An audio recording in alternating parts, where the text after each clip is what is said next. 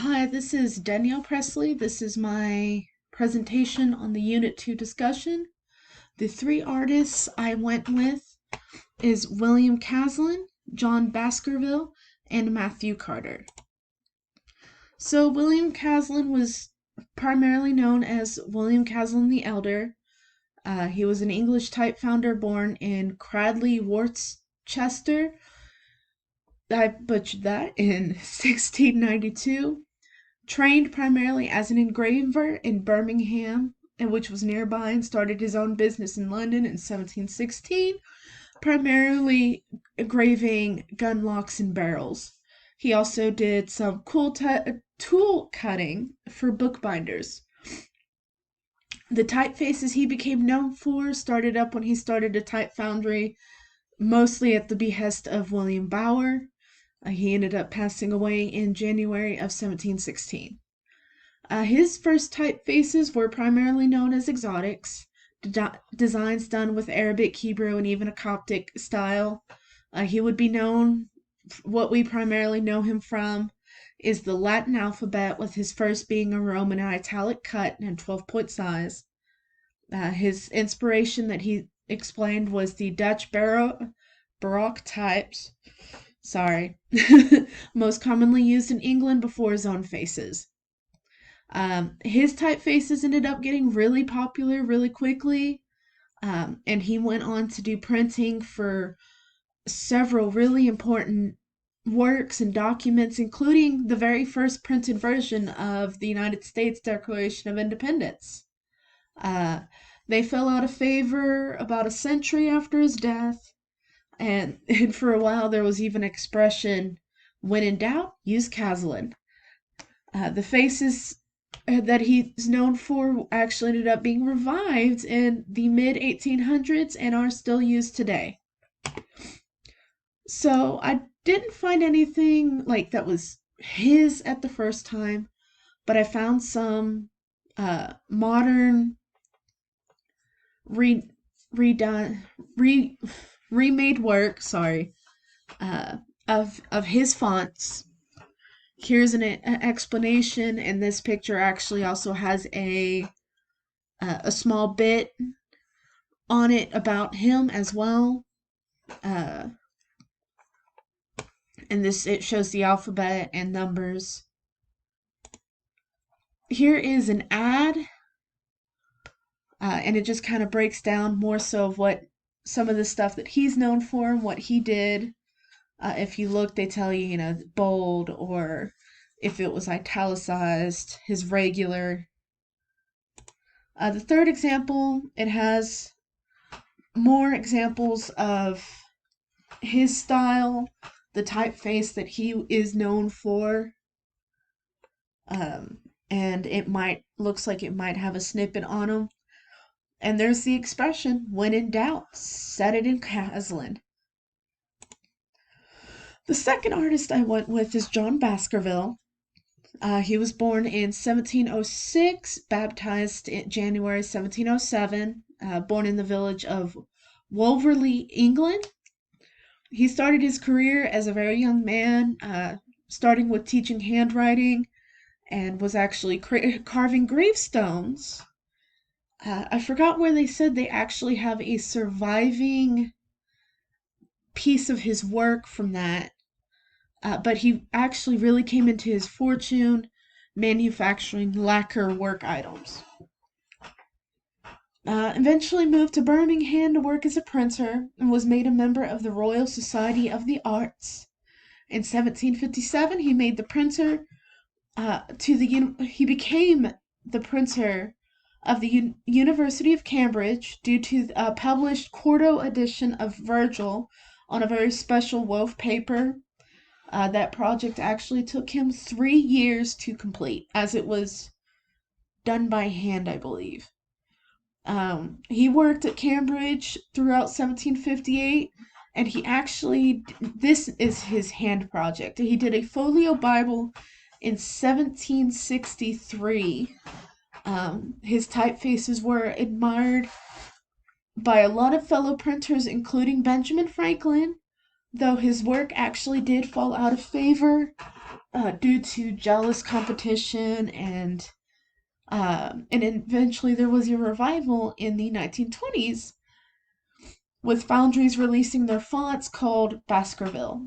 In '96, there was actually a special font released named after his wife. Um, a lot of his typeface is said to bring together an old and a more modern style. Uh, More on Baskerville himself, though, he actually helped produce major innovations for printing and paper and ink productions. He worked closely with James Wetman to create a smoother and whiter paper, and that actually ended up helping show off his own type more because he used a heavy black.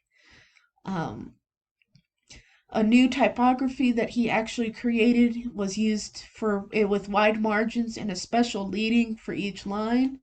He ended up passing away in January of 1775 in his home of Easy Hill.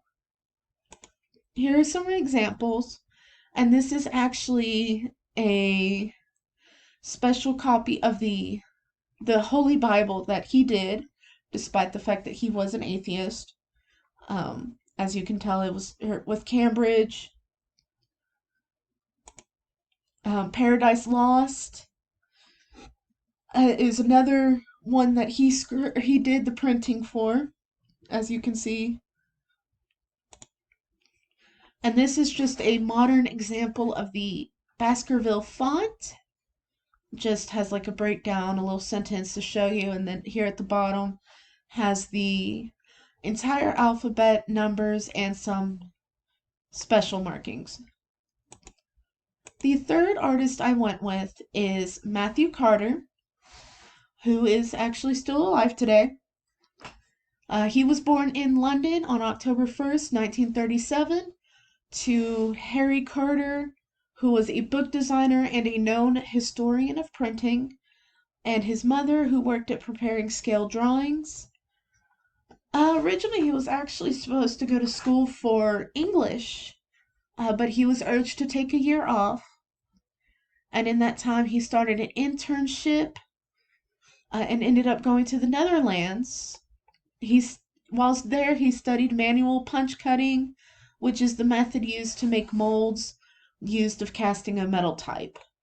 He is actually now one of the last people in Europe formally trained with this technique. After his internships, he kind of just moved straight into a career of graphic design and printing.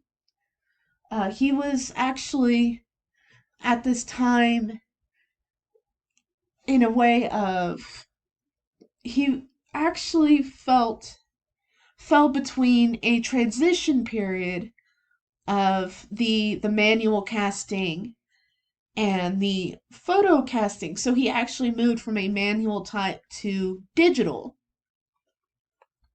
In 1961, he returned to London as a freelance artist, working with companies like the magazine Private Eye and Heathrow Airport.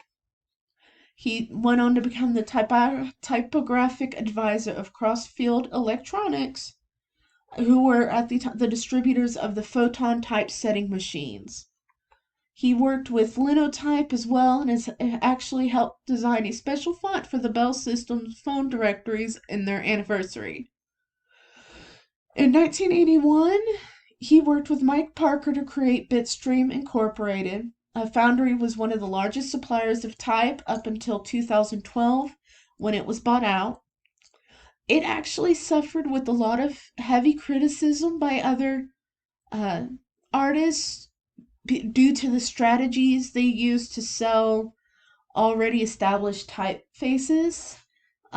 Like they would take, as an example, Times New Roman, which everybody knows, rename it, and sell it that way.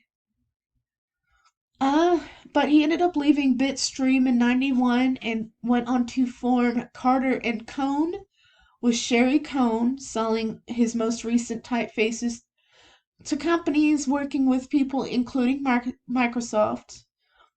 He's actually been teaching the graphic design program at Yale University since 1976, and he has won numerous awards for his work.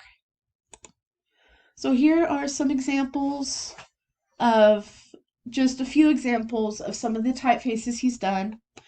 The syncopace is the ITC Galliard. Information is an example of the Bell Centennial, which is the one that he used for the phone directories. Sohan House is Snail Roundhand, and Sylvestris is an example of the Verdana font. This font, this image is an example of the special font Van Lenen that he developed for the Hamilton Wood Type and Printing Museum. And then the final example, you might not be able to see real well, they're both really dark colors, is actually the Yale University logo and the Yale font, which Carter designed himself. Well, thank you for listening,